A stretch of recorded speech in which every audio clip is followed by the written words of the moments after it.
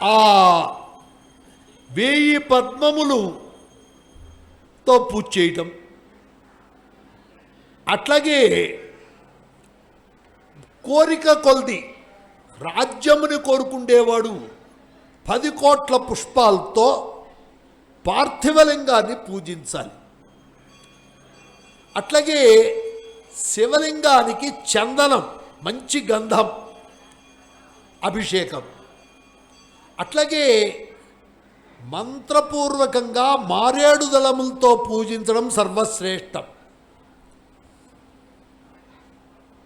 ఇట్లాగూ చాలా చెప్పాడు. ఇందుట్లో రోగంతో ఉండేటువంటి వాడు ఈ యొక్క మారేడు దళాలు ఇవి వాటితో పూజించడం చాలా మంచిది.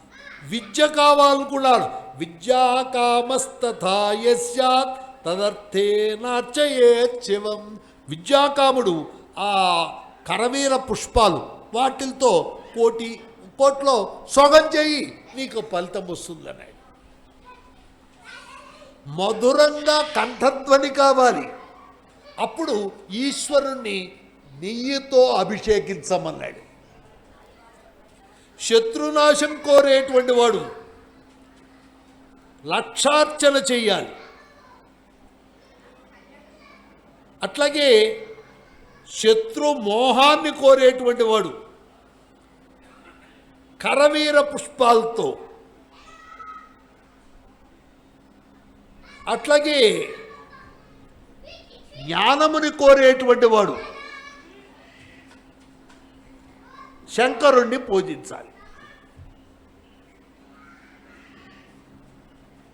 ఇట్లాగూ ఎవరెవరు ఏ విధంగా ముక్తిని కోరేవాడు దర్భలతో ఈశ్వరుణ్ణి ఆరాధన చేయమన్నాడు.